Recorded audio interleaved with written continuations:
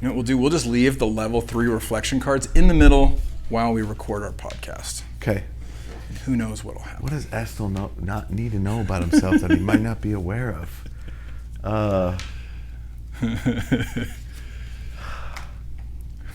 We are rolling right into another episode of the Nameless Recovery Show. Today with me is my friend, colleague, and competitor. His name is Dan Nichols, owner, founding partner, and clinical director at Scottsdale Providence Recovery Center. Yes. Beautiful. Yeah. Thank you for coming on here, man. Glad to be here. Appreciate you, man. My first podcast. Your first one? Yeah. Sweet. Well, we're going to bring out the big guns. I'm just kidding. I really just want to talk about recovery.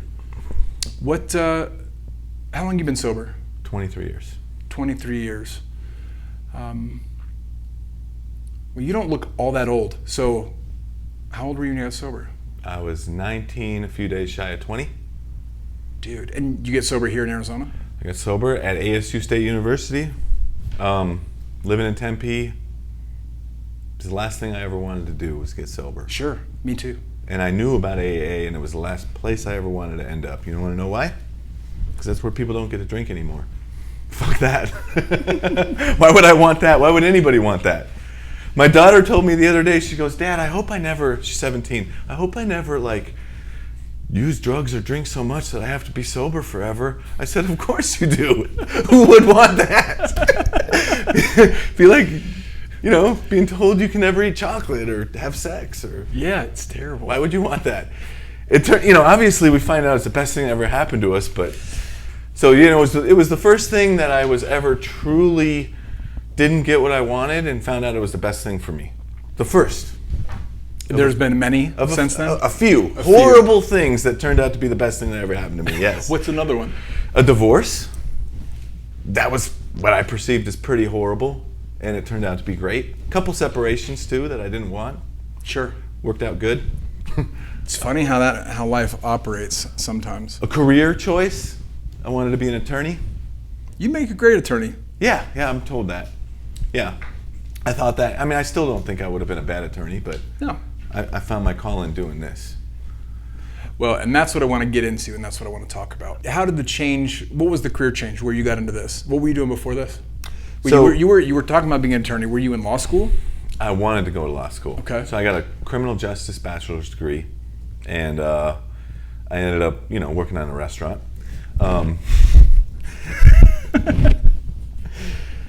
But then I got a job in a treatment, and I had some friends worked at this kids treatment center called Park Place. I'm 22 years old. The one on Thomas? Yeah, but it was a different one. No, same one, but they actually moved to Chandler where the old charter hospital was. I have a crazy drug story about Park Place on Thomas. Yeah. So my first sponsor used to work at that one on Thomas. Yeah, which is now Crossroads Arcadia. Correct. Yes. So, and it moved. And right about the time it moved, I applied. So I got in. Some of my sober buddies worked there. Sean McKista, my co-founder at Providence, worked there, and my old sponsor, and Ruben, and a bunch of people that were in Young People's AA, worked at this Young People Treatment Center, and I found out I'm really good at it. And I was a tech in a place that was more money motivated than just about anything. It really wasn't that 12-step based. It had a little bit. The old Thomas place, I think, had roots in 12-step.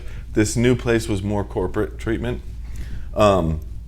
I had a couple great things happen in that experience, other than the fact that I just liked working with kids and criminals and drug addicts. Was I had a supervisor pull me aside and tell me that there's two types of people that work in this kind of field. People that come for just a check and people that actually give a shit. And he pointed me as one of the ones that gives a shit. And then he seconded it with, you're never going to have any sway, pull, or power unless you go get a higher education. And he told me about this MSW that I didn't know anything about, and he kind of pushed me in that direction. I didn't take his advice in the moment. This guy was a cool story too. He was a jewel thief for the mob. Of course he was. Why wouldn't he be? And he wasn't a made guy. He was a wise guy. connected guy with the mobsters, and he pulled this $2.5 million jewelry heist and got away with it, and his girlfriend ratted on him a couple years later. He did 10 years in prison, and he got out of prison. Fucking crazy. He got out of prison, a changed man, wanted to stay. He got sober in recovery in prison, and he came out a changed man and wanted to help and give back. And he was so shady. This was like 2000. He had this brand new yellow Corvette, and we're like, how? He's a tech in a rehab, and he's all slick, always got nice suits on, and it's like, obviously he had a shoebox buried in the desert or something. Yeah. For the last 10 years, but he came out and he wanted to help people, and he was an early mentor in this profession for me, and he saw a lot of good in me. So then you went to school, got an MSW. Went to school, got an MSW. Did my time in public service. I did Child Protective Services back when it was CPS. How gnarly is that? It was brutal. Now it's called DCFS, yeah, or whatever. DCFS. So Department of Child and Family Services. Yeah, or Department of Child Safety. Child Safety. I had one of the worst zip codes in one of the worst populations. It was brutal. And I'm not cut out. I'm not a case manager. I found out. No, but that's what social workers. I mean. Yes, but I'm a therapist, social worker. I'm not a great case manager.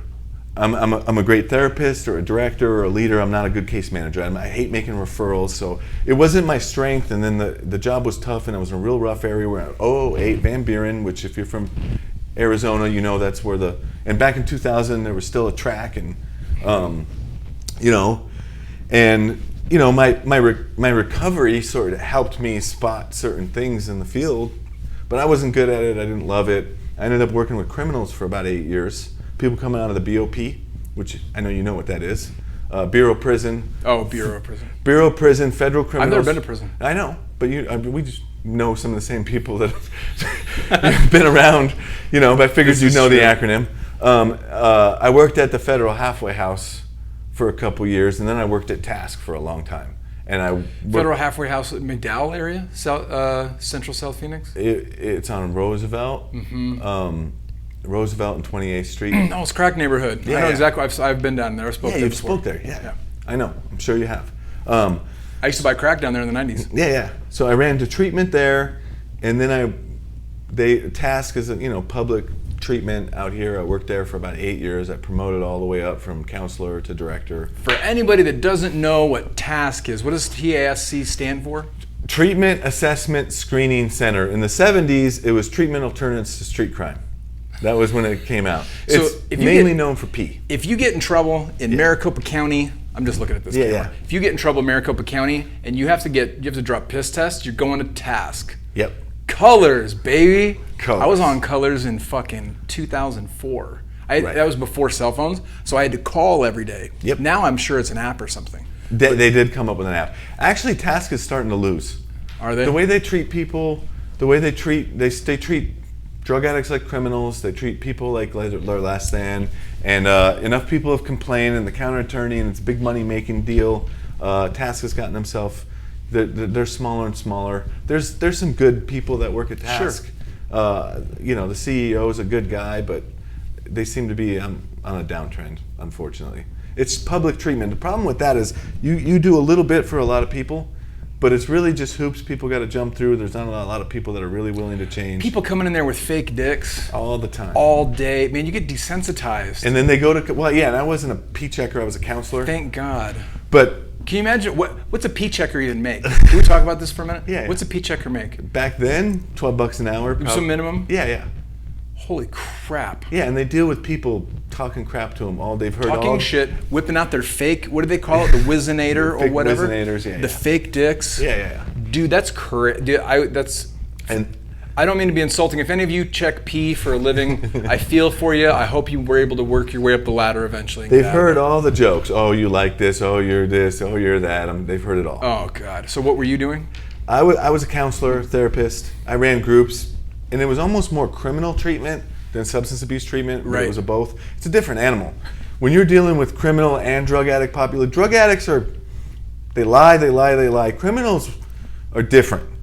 They'll lie, and then you owe them. You know what I mean? There's just a whole lot of that other aspect. Like, I remember one time it was a 3-hour group, and we took a 20-minute break in the middle, and it was from 5:30 to 8:30. And during the break, I noticed I locked my keys in my car. And I'm like, I got a room full of criminals. One of them can open the door. Sure as shit, I ask a couple of them to help. They're taking off things off other people's cars. They're jimmying. They get it open. And, I'm super grateful. Thanks a lot, guys. We go back in the room, and they said, so you're showing us a movie now, aren't you? I said, what the fuck are you talking about? They're like, well, we just fixed your car. You're showing us a movie now, right? I said, oh, so I owe you now. Oh, so you had an opportunity to do something for free and for fun and expect nothing in return, but instead you showed your true colors, that you really need to be in this group. You really need to be learning about your criminal thinking, because that's a bunch of bullshit. Actually, I'm not showing another movie for another month. And they were like, oh shit, we fucked up. Well, yeah. But that's the criminal population. A warm, genuine thank you was what they got from me, and that wasn't enough. I owed them, So, how long were you at task? 8 years-ish. It's a long time. Maybe 6, 7. And then what gave you the idea to start Providence? To start Providence. So that was the dream back when I was a tech, and I'd kind of forgotten that dream. This is 2000, 2001. You were like, one day, we will help drug addicts, and I will be the clinical director, and we will jam these motherfuckers up, and we'll tell them the truth. Yeah, and I won't have a therapist telling me I'm doing it wrong. Yeah. Because I don't have letters behind my name. Yeah. Now you got a bunch of letters behind your name. Now I got letters behind my name. So, my friend Sean moved from California, and this was 2016, and he approached me, and he said, hey, I want to start a rehab with you. I don't think you get it. There's a bunch of people that have no idea what they're doing, and they're starting treatment centers, and they're actually somewhat being successful, at least financially, and I think we can do it a lot better. It's an American fucking dream. And he knew me, he knows my character, he knows my passion, and he knows I also have letters behind my name. He had worked as a case manager in a big treatment center that had just went through all this ugly politics that he wasn't happy with, and that place ended up being community recovery all over the news, the guys in prison that did it. He said, well, I think we can do this better. And his girlfriend at the time, who's also my other partner, she said, I've worked in admissions for a bunch of different treatment centers. I can fill them up if you guys can treat them. And we started from there. I didn't know anything about some of the things about this business. I didn't know I'd never heard patient brokering. I worked in public treatment. Yeah, and I never knew about patient brokering either until I got into treatment. This is funny, I didn't know about $3 piss tests. I worked at Task, they're $20. So I didn't know any of I didn't know insurance, I didn't know anything. I knew how to treat alcoholics and drug addicts, and I knew how to treat some mental health too. So that was the deal, man. And that's one of the cool things about Providence is you guys do dual diagnosis, truly dual diagnosis. Yeah, we do straight mental health. Not just addiction, but you can do straight mental health. Yeah, and that wasn't my passion going into it. It was a niche that we noticed in the community, and definitely a service gap. There was a service gap in the community, and I hired people that was their passion. And I still run the substance abuse because we don't do it here. I mean, we'll take something co-occurring, but it's got to be mild. Right. Mild. So I'll still stay active with the substance abuse track, and I've hired therapists that are more passionate and better at mental health. Not that I don't get it; it's all the same shit, which I think you get, but a lot of the same shit. A lot of the same shit. It's interesting. Well, and just because we don't get into it very far here, and we just engineered it that way. When I talk about so I'm fascinated that you guys do it. When I talk about like mental health, like a lot of the key mental health are depression, anxiety, anger, which I believe are three ways to cope with a lot of the same shit. And to simplify it, depression is I suck or fuck me. Anger that's easy. Fuck you. You suck. And anxiety is I don't know what sucks. Everything sucks. It's hopeless. This is overwhelming. This is overwhelming. Everything sucks. And a lot of those are the core, and a lot of the core beliefs and the core ways we think are intertwined in those three simple concepts. How do I deal when things don't go my fucking way? Is it everything sucks? Is it I suck? Or is it you suck? And I don't know about you, but I know even in my own recovery, I got sober and I had a big depression, self-pity problem. I also had somewhat of an anxiety problem. The anxiety went away with the trusting the God and the working through. The self-pity I got so sick and tired of that I had to find a way to turn that over. But I started to develop an anger problem, which I don't remember having before. I didn't like myself enough to be angry. And I realized later that this anger problem became, a way that I started dealing with life, and it started to hurt me just as much as the depression and the anxiety ever did, if not more. It's a different set of pain that comes with it, the shame. I push people away, I end up alone, my pride raises through the roof, I start losing. And whether I'm shame-based or prideful, it's two opposite ends of the same piece of shit that suck. And in the middle we have what we strive for, which is this humility, which I know I want it. I know I'm not afraid of it. I want it for the right reasons, yet it's so hard to hold on to because I don't think it's going to serve me. Right? Well, it does until it feels like it might not. Then you're like, God, you got to take the reins again. I got to take the reins. Mm-hmm. Right. And I pick up. When you describe it that way, it doesn't sound so intimidating. Right. I pick up an old. Because that's how we treat addiction. Yeah. I don't pick up. All we're dealing with is mental health. We sober up the horse thief and then we treat horse thievery. Yeah, exactly. You've been sober 14, 15 years? 16, yeah. 16 years. Okay, I've been sober 23. You don't reach for a drink when you're struggling anymore. No. You reach for a character defect yeah. that used to work for you. You know drinking and using isn't going to work for you, so you'll reach for a character defect. And like, my pride, my anger is going to help me this time. Mm-hmm. Because it, used to. Or this is actually worthy of my self-pity. Mm-hmm. Or, I know justified anger is supposed to be bad, but I'm really fucking justified in this one. Yeah, but like you survey 200 random people and 198 of them are going to tell you they'd be pissed too. And the deal is I realize that I can actually have justified anger in a way if I know how to treat and I know how to cope with anger. Like, it's okay for me to go up to you and say, Estil, I'm upset by what you did, or I'm angry with you. It's not okay for me to go, fuck you, Estil. Get the fuck out of my way. Get the fuck out of my life. See, and I didn't know how to do that. Hey, I'm upset. How to go 45 and not 90. I didn't know how to be assertive. Yeah. We all know how to be passive, passive-aggressive, and aggressive. And aggressive-aggressive. And assertive-aggressive.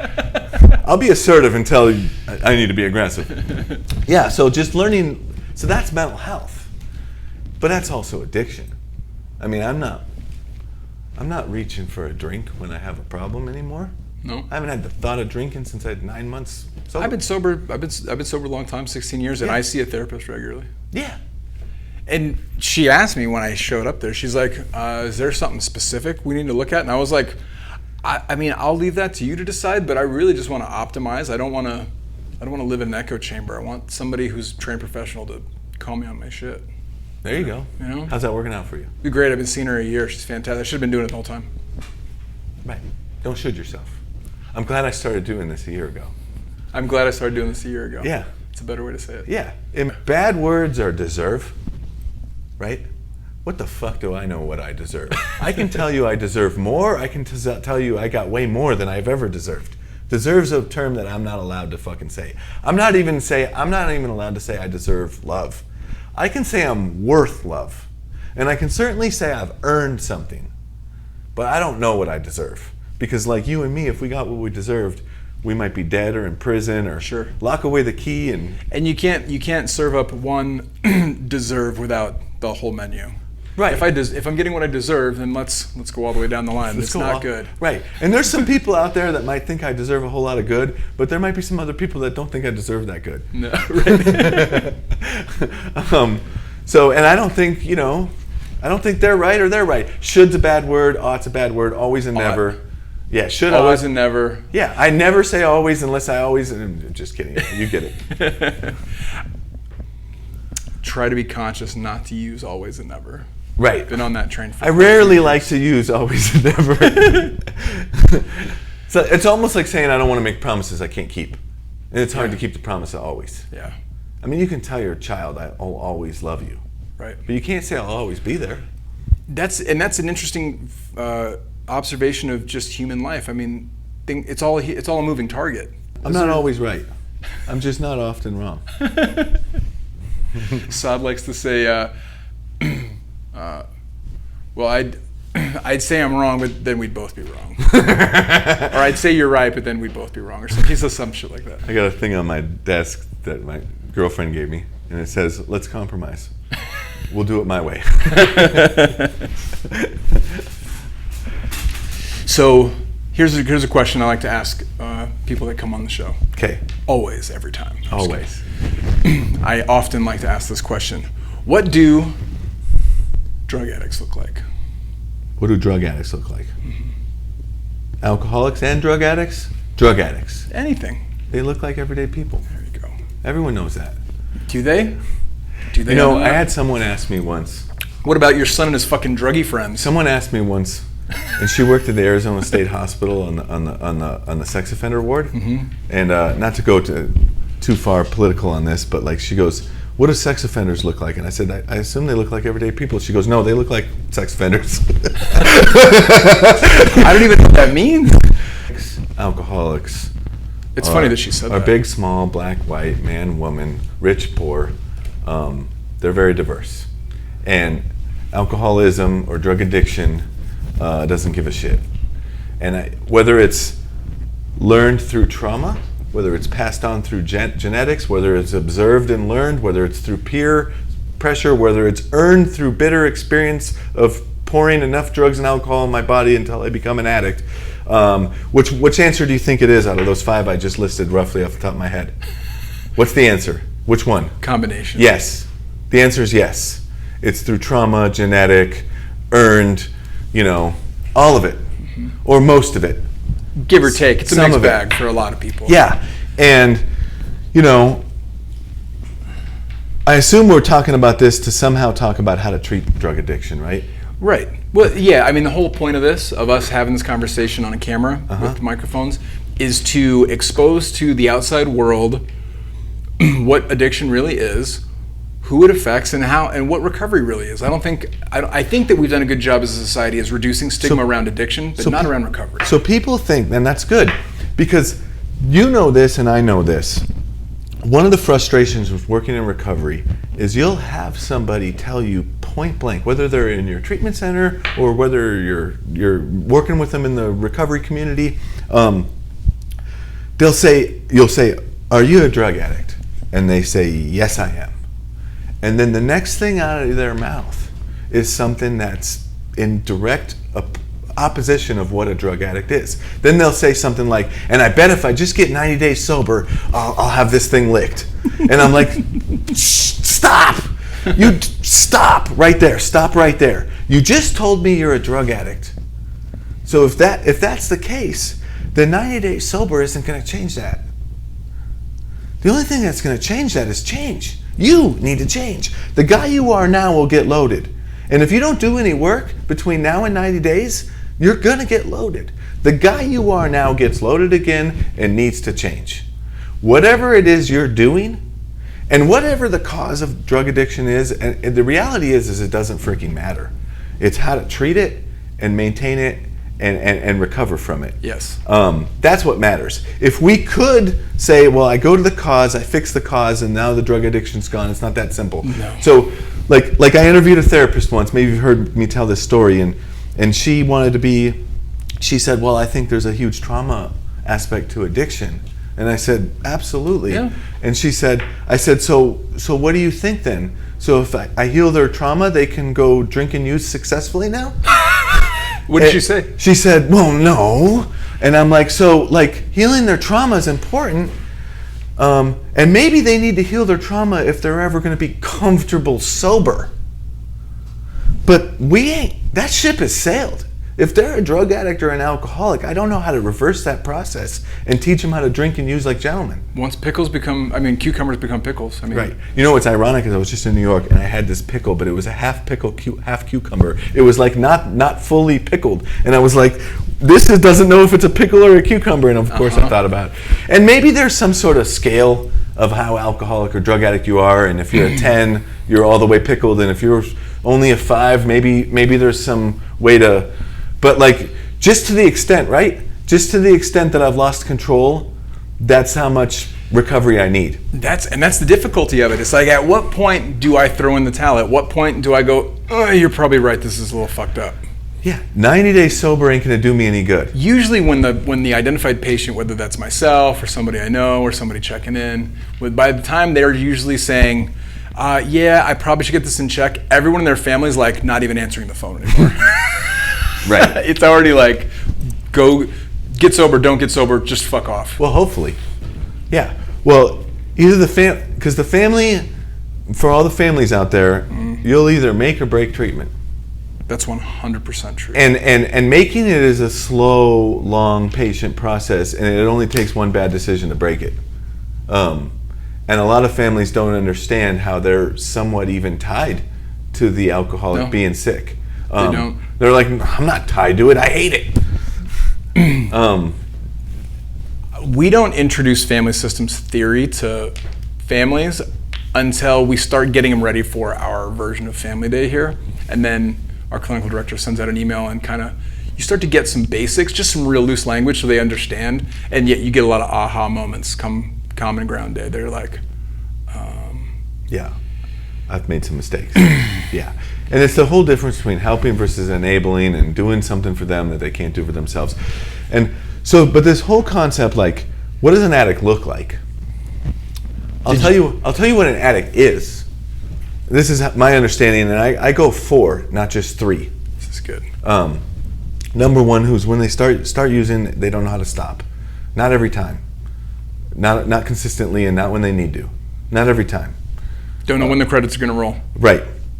Number 2, when they decide it's probably a good idea for me to slow down or stop, they're unable to hold to their own personal commitments they make to themselves. It's called they change their mind. Because they're not, they change their mind in spite of evidence that they shouldn't change their mind. Strong evidence. Mm-hmm. There's this mental health or spiritual component that's damaged, wounded, weak, that the alcohol actually provides relief from. Damaged, wounded, weak. Yeah. So there's some people that believe this and some people don't. I'm one of the people that does. I believe alcohol treats alcoholism in a way. Mm-hmm. It treats the condition, this third piece that I'm talking about. Yep. That people drink because initially it provided relief, fun, enjoyment, superpowers, whatever you want to call it. People drink and use for the benefits. And it's usually positive initially. Just like that we were talking about earlier with when my pride served me at some point. Sure. Now it's crushing me. Sure. But at some point I stood up to the bully, or I went and did something on my own, or I didn't take shit from nobody, and that, then the girl thought that was cute and came over and liked me. At some point, but later in life, that same girl hates my guts because I won't listen to anything because I'm prideful. Mm-hmm. Alcohol became the same thing. It became this thing that treated my spiritual condition and then later turned on me and became, doubled down, meshed up, and worse, made my spiritual condition worse than it ever was. Yeah. And then I didn't even get the relief anymore, and it still demanded I come back to it. So that's the third piece, is this broken piece of me. And then the fourth piece is, some part of this whole process of the first 3 makes my life unmanageable. Because if it didn't, what's the point? It's much easier for me to admit powerlessness than unmanageability. Because if I can be addicted to something, but who cares, then why do anything about it? Right. The unmanageable creates the buy-in. But the unmanageable isn't really even the nature, it's just the result of the first 3. And everybody's unmanageable can be a little different. Yeah, my unmanageable can be like I got a dirty look from my wife, and I'd never told myself I'd never resort to that. And that really made me take a look inside and realize things spun out of control. Unmanageable can be a 15-year prison sentence for somebody else. Mm-hmm. At some point, I came to my own realization that the unmanageability was only going to increase, not decrease, over time, no matter what. There was no chance I drink and use safely because I have this thing, and that thing is these first 3. There might be a temporary relief and victory again, but at some point, it's going to turn on me. And who that impacts is, studies vary. They used to say 10% of the population. I personally, educatedly believe it's more in the 20% that have some sort of addiction. Yeah, just some sort of substance. The numbers I've seen are 15 to 20, so I'm with you. And I don't think that's 100. That's an average. When we're using, we think everybody's an addict. The reality is 80%. That's really funny because I was reading the Big Book for the first time ever in a jail cell, having one of those "Have you guys seen this?" kind of moments, And I'm reading it, and I'm like, I'm asking somebody, and they're like, "What the fuck are you reading that 12-step book for?" And I was like, "Have you seen this?" I'm like, it's just like me. They're like, "It's fucking weird, bro." Right, it's a book. And I remember thinking like, this isn't like for everyone. And then when I started going to meetings and then getting into recovery and then re-entering the world, then I started to see, because it was like I was only around people like me. Mm-hmm. And then I got into recovery. It was also only around people like me, but who were also newly sober. Mm-hmm. And then as I started to like work and like get my credit score and like meet people and just rejoin society, then I started to realize, I was like, oh, like people are all very similar, but not everybody has this crazy fucked up problem I have. Right, we all have a human condition. Sure. Or some sort of spiritual malady. The spiritual. You want to talk about that for a second? Yeah. I have a strong opinion. Yeah, probably similar to mine. Yeah, well, I'll just give you mine, and then I want to let you just go. I believe that spirituality, I describe spirituality or spiritual growth as the struggle to find alignment between my inward value structure and my actions. Trying to make those one thing, to me, that's spirituality. That's pretty good, yeah. Principle-centered. Can I live up to my own principles, even my beyond own values? That, purpose-driven. Purpose-driven. Think Maslow's hierarchy of needs pyramid, working towards the top. Right. To self-efficacy? Mm-hmm. No. Self-actualization. Self-actualization. Yeah.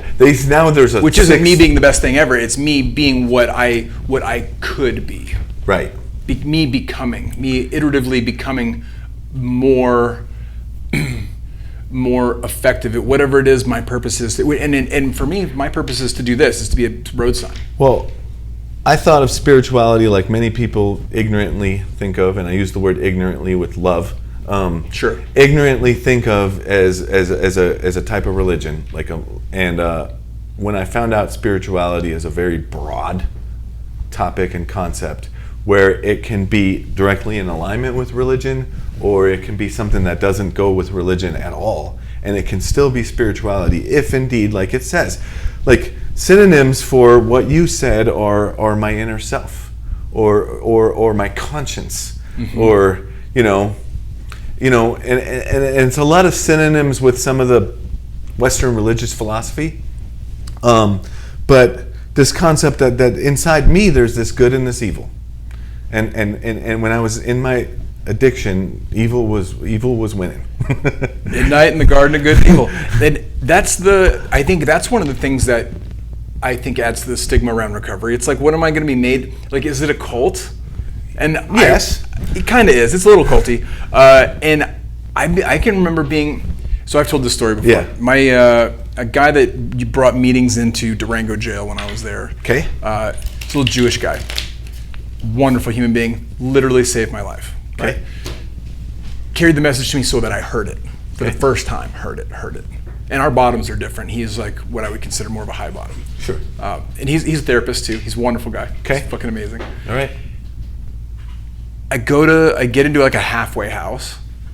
I get on the van. I have no idea where we're going. We end up going to Solutions. We go up to Crossroads. I already knew which one it was. Yeah, okay. I go into the meeting, this big Tuesday night meeting. Uh-huh. And across the way, I see him. It's that same dude. I'm like, to him, it's just a Tuesday. To me, this is a fucking sign. Right. So after the meeting, we break to pray. I run over and put my arm around him.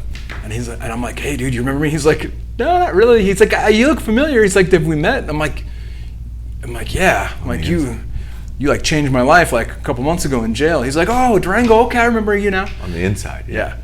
So we're sitting there. I'm trying to remind him who I am, and then we do the Lord's Prayer. I'm raised Lutheran, and it hits me like a ton of cold bricks. I'm like, hey, this prayer doesn't bother you? And he goes, this is exactly his response to me, because I'm on his left. He looks over and he goes, nah. And I was like, dude, this place is crazy. Like, this dude doesn't care. He doesn't care. It's a Christian prayer. He's obviously, look, he's like Yamka, Jewish. Right. Super Jewish. Yeah, he's like, meh. Yeah. Didn't bother him at all. I was like, dude, this is weird. This recovery thing is strange. It's bizarre. And I like, beyond curious. I was absolutely obsessed with what you guys did in recovery. I had no idea what this was about. Piqued your curiosity. Dude, it was like it's like I started eating mushrooms and I've been microdosing ever since. It's literally what it feels like.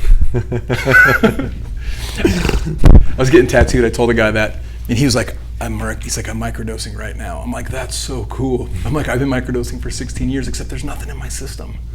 Just unraveling. I just keep picking up the breadcrumb trail. I'm unraveling this mystery. It's bonkers. It blows me away. He's like, tell me more about the trail. And I'm like, yeah, let's get into it. Spirituality. Right. Spirituality. So Providence is doing great. We just had one of the biggest miracles come through. Tell me. She might have been in the bottom 5%. I told her this in her graduation, so I'm not talking behind her back. Nothing I wouldn't say to her face. Sure. Bottom 5% sickest people. She was referred by her sister, who had gone through our program and was successful for mental health primary, but this client was for substance abuse and mental health. Bottom 5%, not much hope for her. She probably came in as a -5 and left at a 6, and that's an 11-point swing in 90 days. What a transformation. That's huge. And that's exactly what it takes to stay sober, is change. She changed from the person. She came in as, and her third day I told her, this ain't fucking Burger King. If you want it your way, you can get the fuck out of here. Because I was so tired of her shit. And just, in the gutter telling me how to run my program. Yeah, and that's the best. Yeah, and she didn't. And, we battled for another couple weeks until she kind of finally surrendered. She also was probably in a bit of a psychosis, vacillating between, I want to stay, get me out of here. It reminded me of Gollum from Lord of the Rings. Yeah, absolutely. I love the precious, the master's going to kill us. She would just vacillate right in front of your eyes. Not like the day to day, like second to second. And she was in total denial that she was coming off meth. She was sober, because she hadn't drank in a couple of years, and she came to us high on meth. Yeah, like that. That's sober. Meth looks like schizoaffective to the untrained eye. Yes, so it was meth-induced, amphetamine-induced psychosis on some level, to the who she was. And I told her, I'm like, you are beautiful inside and out. 50-year-old woman. She's leaving her toxic relationship. Not that on her choice, but it was probably the right choice. She's moving out to be near her sister, start her life over, through the steps in her recovery program, has a sponsor, and just passionate about life again. And I told her, I said, you went from a -5 to a 6, and this is why we do what we do. It's amazing. And I said, you still got a long way to go. You still got a long way to go. But you saw it in her. You can see the change. It's undeniably different. This is what I really like getting into, and this is one of the more difficult things to articulate. But what happens to a person when they shift? When the paradigm shifts, and they go from being what they were, the person they were, to the person they are becoming. What is that? How do you describe it? I mean, people call it psychic change, spiritual awakening, spiritual experience, turning the corner, spiritual experience. Sure. But what is it? Can we put more? Can we just not name it something? Can you tell me what it is? Well, I think that on a core level, Estil, they start wanting to live more than they want to die. If you want me to get hardcore about it. Yeah. On some level, they wanted to die more than they wanted to live, and now they want to live more than they want to die. Even if it's just a little bit. 51%. Even if it's 51% or 62%. I remember the idea of self-love when I was in early recovery seemed near impossible and very far away. I would have settled with just being okay with who I am. I would have settled for just being okay with myself. I just didn't want to hate myself anymore. Yeah, me too. So she had gotten to that place where she was most of the time okay with herself, sometimes happy with herself, maybe a fraction of herself loved herself, and hated herself less often. And that's it. That's it. And how she got there is she did the work. She did the work. And individualized to her what that work was brought about with the therapeutic team. And it's, not a one-size-fit-all kind of deal, but there's some common elements. Mm-hmm. And she did a lot of those common elements that were particular to her. And it wasn't a total straight line like we talked about, but then it hit the rocket button into the fourth dimension. And that's, and a lot of times it correlates with how they're doing in therapy, how they're doing with their trauma work, where they're at with a sponsor, are they doing steps and what step are they on? These intangible things that don't make sense on how they make such a big impact. But when you see a change from somebody on step 4 to step 8, and you just see a difference, like, whoa, and the shift is their attitude, really. Yeah. All of a sudden it's just a little bit easier to be grateful. All of a sudden I'm accepting things a little bit more. All of a sudden I'm taking responsibility a little bit deeper. I mean, maybe I used to be able to admit fault, but I never knew how to take responsibility. Or maybe I'm following through on commitments now, or just the change starts to happen. It's a miracle. Yeah, it's an effing miracle.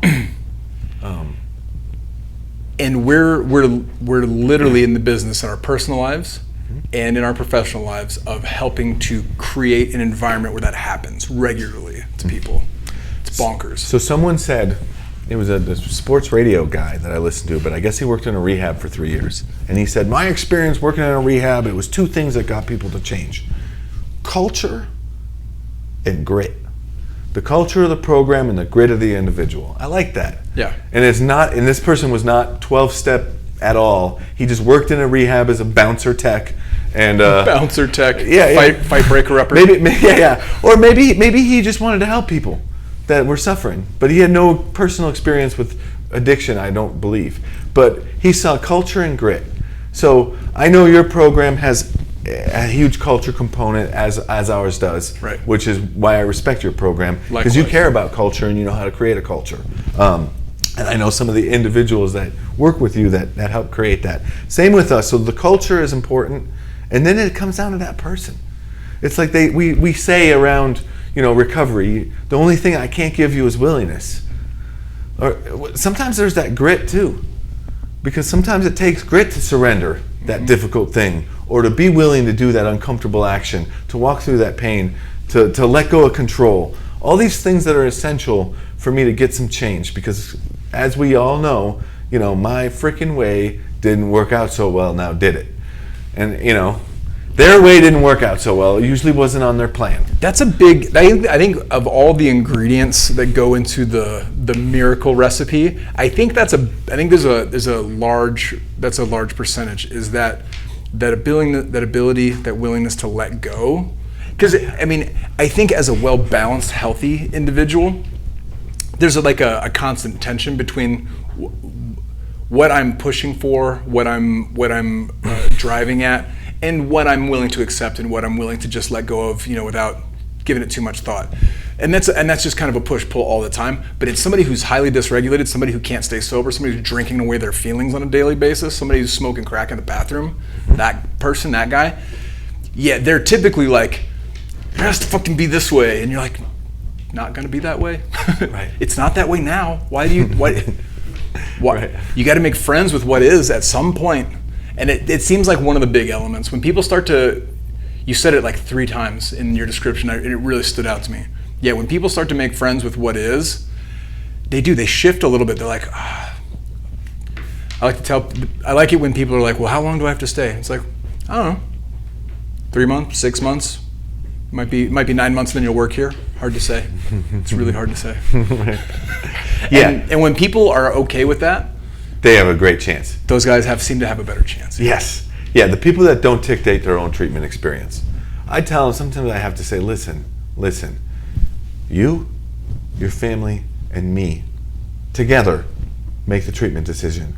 Not you, not me, not your family. But if we can do this together, we have a decent shot. But if you're calling the shots, It's not going to work. If I'm calling the shots, eventually you need to learn to think for yourself. You need to take ownership of your own recovery. And if your family's calling the shots, you're just going to resent them for it, or whatever. Yeah. And maybe, your family helped create what brought you here too. So, but if we can all work together, and you can take ownership of it, and surrender that if it isn't your way, but the therapist and the family feel otherwise, and you can agree to that. Okay, well, if you guys know what's best for me, then I'll do what you think is best, because I obviously don't know what's best for me, because I'm a fucking drug addict who makes bad decisions. I don't know how to line up, like you said. I don't know how to line up my intentions to my actions. I have great intentions. Of course. Yeah. And then there's a whole other thing. Maybe some people don't have great intentions now, do they? Some people, pretty ignorant to think that, I'd let my 5-year-old daughter walk down the street by herself if I thought everyone's intentions were good. But I don't. Nope. And, my daughter's 7 now, and I still don't know if I want her walking down the street by herself, because I can sit there and philosophize about how other people's intentions could or should be, but I ain't going to fucking bet on them. No. I like this question. Can I answer it? Yeah. You want me to ask it? No, I want to answer. I want to ask it. Okay. Oh, I want to answer it. You can ask it, yes. Okay, I'll ask you. What parts of yourself do you see in me? Yeah. So I see one of the first things I liked about you, and I saw in myself that I see in you, is the and you have it more than I ever did, and I had a lot of it, is the hunger to help new people.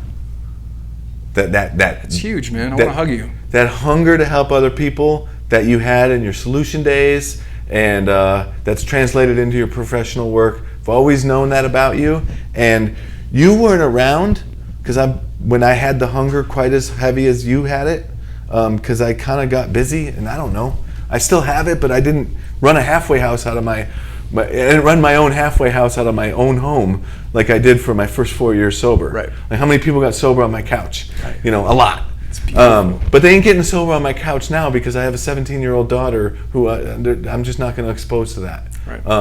There are a select few people that I know are safe might be able to get sober on my couch. If you got loaded, I might let you get sober on my couch. We are neighbors. Yeah, I know.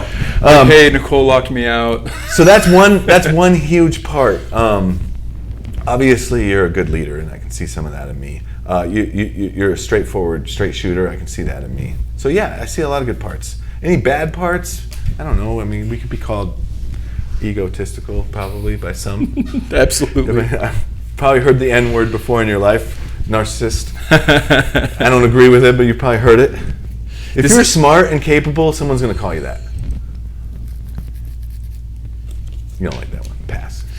No. Well, and this is Marcus and I just played this game. Like, we just sat down to play this. I go, hey, Marcus. Fun to play with. He was. I said, hey, Marcus, I got this really strange game. It's called We're Not Really Strangers. It's where you ask each other a bunch of really personal shit. You feel like miking up and do it on camera, first time ever. Yeah, he's like, fuck it, sure.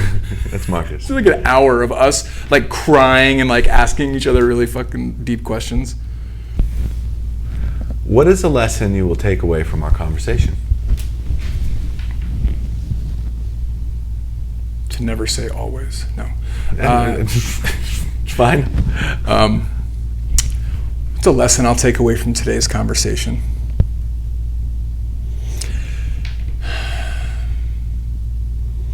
That mental health, just like the ism of alcoholism, has roots that are not so difficult to understand. Yeah. Cool. That was a big shift for me. That's an aha moment for me today. How would you describe me to a stranger? I've done this a few times. Super sober guy in recovery, over the top enthusiastic. I fell in love with him the minute I met him. And they're like, wow, he sounds interesting. I'm like, he's fascinating. He's I would describe you as incredibly intelligent, articulate, not very authentic, no bullshit, and your energy vibration, I don't know if it's too high for other people, but I love it. It's a little intense. Yeah, it's you're a little high frequency. Yeah. You idle it like 45, and I like that because I kind of do too. And I think you're more turned up than I am, but I like it. I like your energy. The energy you bring to a room, to a situation, to a relationship is high, and it's positive. You're very optimistic. You have a real up and over kind of attitude about obstacles in your way. And in talking to you, I feel like I've known you my whole life. Literally, our first conversation in a coffee shop in a grocery store. Never met before.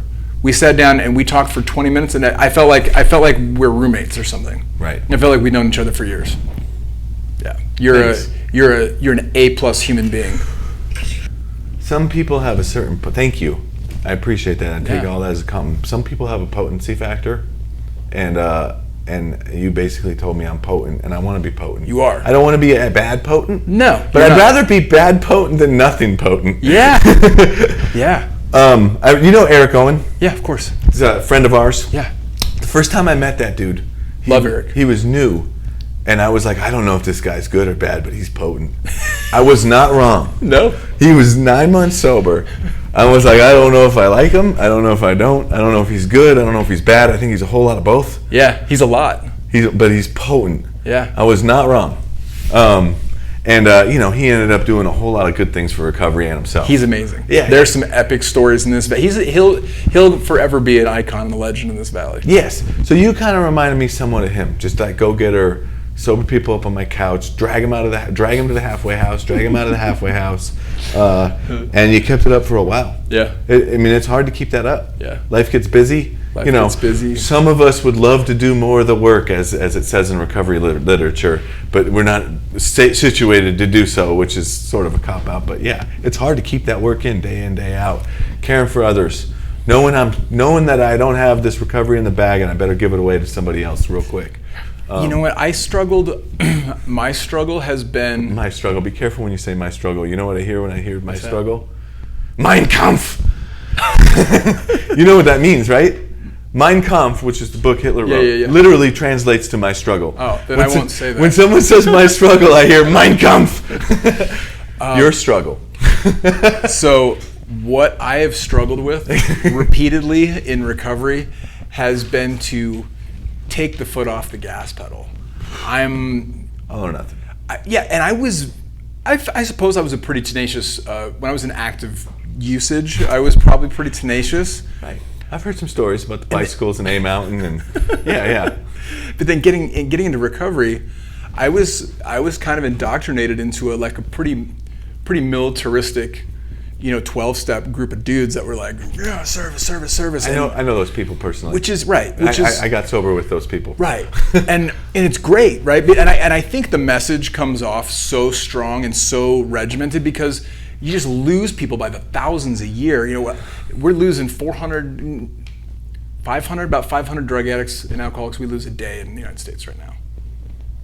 Directly related to drugs and alcohol. I think that's higher than COVID. Keep going. Here's some stats. In the last 4 years, new LCSWs, new LASACs, people that just got 4-year degrees, new master's degrees, in the time that they joined school and got their diploma this year, since the last 4, we've lost more American lives to drugs and alcohol than in all the world wars in the last 100 years. More than that. I'm talking World War I, World War II. Right. American deaths. American deaths. Yeah. Not Russian deaths. There was a whole lot of those. No. Chinese deaths too, but keep going. No, I'm just talking about all the world wars that we've lost more American lives. Yeah. No, yeah, it's crazy. It's staggering how many people we lose to drugs and alcohol. What was crazy to me? We had a kid. So, humble brag, but it's serious. 5 people that have went through Providence are confirmed dead from addiction. 5 out of the more than 500. I'm okay with those numbers. I know what I'm up against. Those are actually good numbers. Those are good numbers. And there's going to be more. What we're up against is damn near fucking impossible. Yeah, there's going to be more coming. But there was this one kid in one of the 5. He was born with a major heart defect and had a very little chance of survival, but he pulled through it. Only to when he was 6 years old, he was diagnosed with cancer, and he fought cancer from 6 to 13, and he survived. He had some guilt, some survivor's guilt, because all his little cancer friends, a lot of them passed away, and it was pretty rough. Yeah. But he survived cancer. So he survived a heart defect. He survives cancer, and it's addiction that killed him.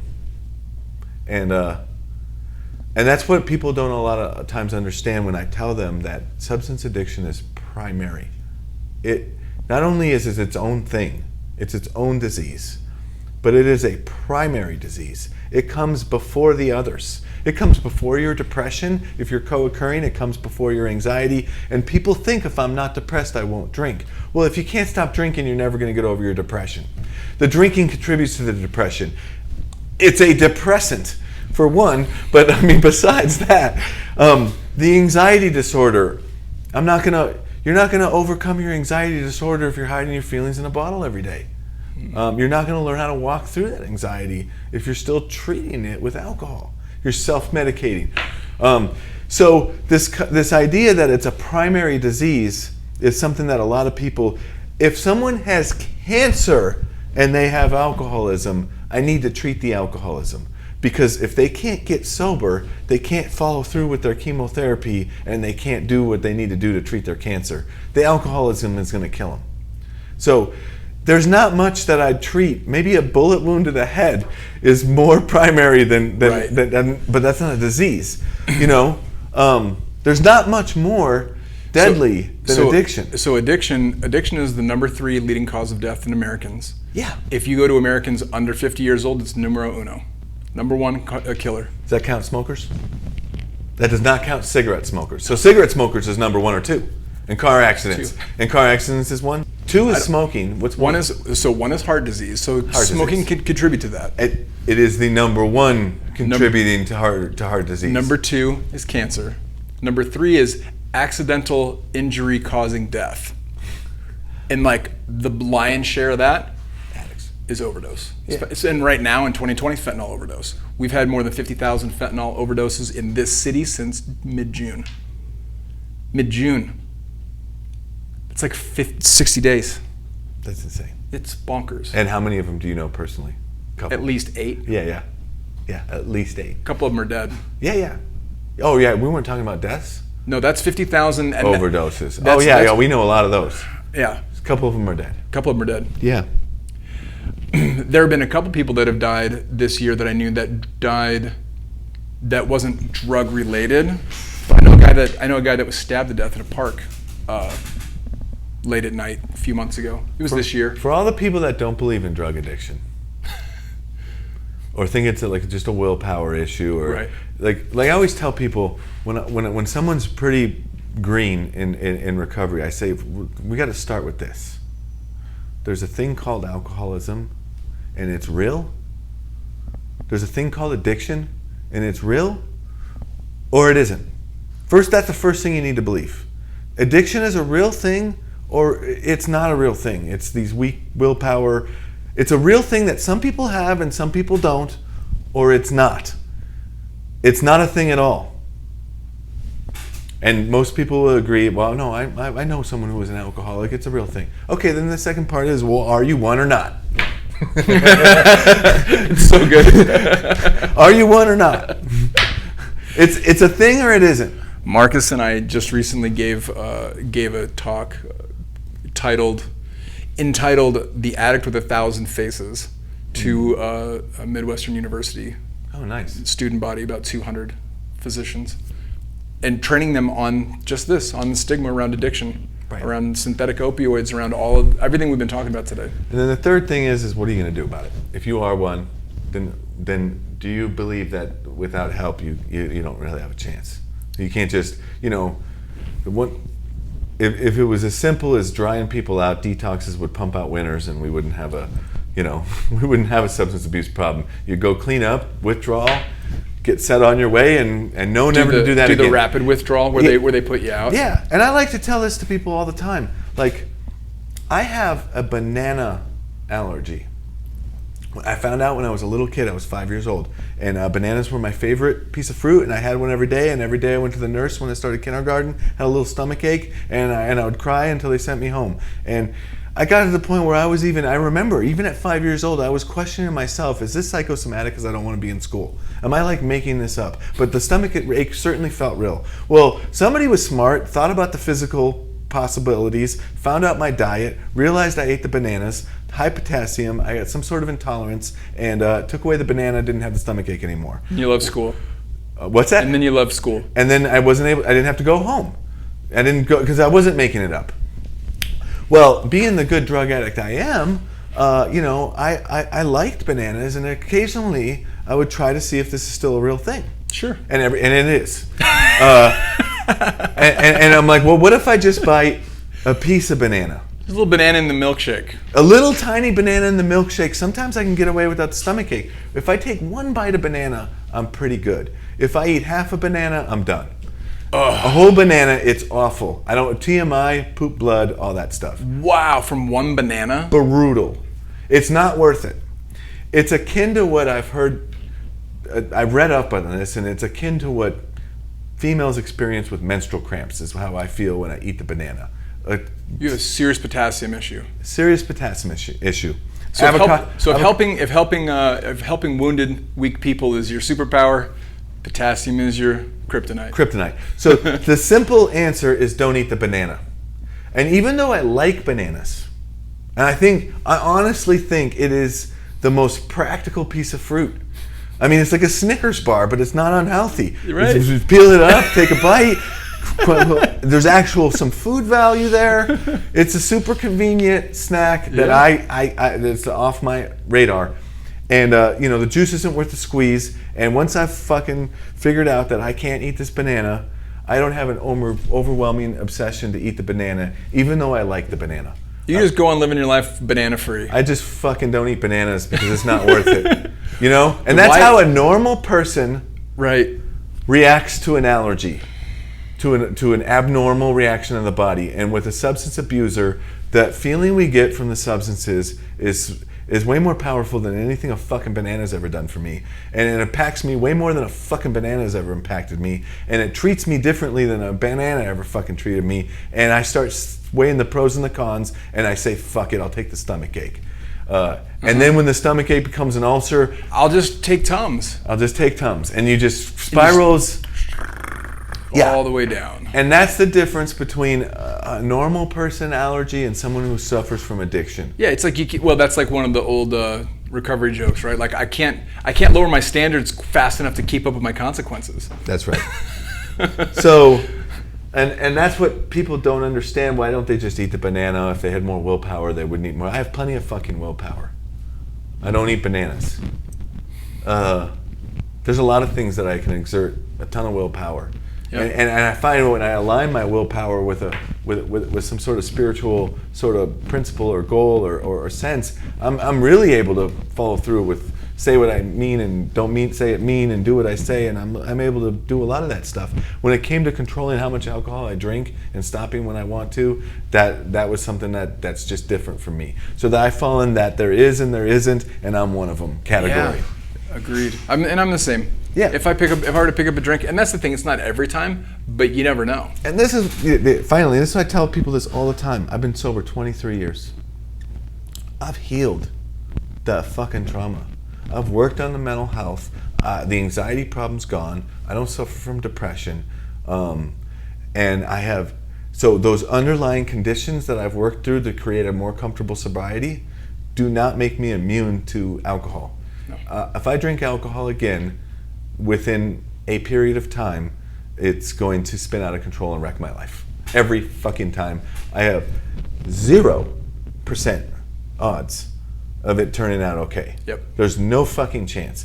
And even though I know I can never drink and use safely ever again, I also know that means I need to work real hard on my recovery so I don't ever have to. So you don't have to. Yeah, because I'm not ever done. And that's what I think people struggle with. Yeah. It's like, well, I don't have to, I'm choosing to, until you finally can resolve that. When you can finally reconcile that within yourself and you're like, fuck, man. Why would I choose that? Why would a sane person choose this? No sane person would choose the type of degradation of life. I go hardcore with it sometimes. I tell people, there's a loaded gun in my car right now. Can I put it to my head and pull the trigger? And people are like, well, I mean, you can. I'm like, my fucking finger moves like this. I understand. Okay, let me ask you that. Could I kill Estil right now? I mean, my finger moves like this. I'm like, okay, fine. Could I kill my 7-year-old daughter? They're like, probably not. No, fuck no, I couldn't. I don't care what my finger does. I can't kill my daughter. I can't. I could not do it. Fuck you if you tell me I can. Yeah. I'll fucking fight you if you think I can. Yeah. I absolutely can't. And that's what it's like with us, with addiction. It would be insane for me to drink today. So I don't even think I could drink today. It would be almost like pointing a gun at my family. I couldn't do it. It would be almost like. The only thing that's different is you have a chance to maybe get in recovery again. That's it. And if you point a gun at your finger and pull the trigger, it's over. Yeah. That's it. It's more instant and permanent, but it's the same result. It's suicide. And I could not commit suicide right now.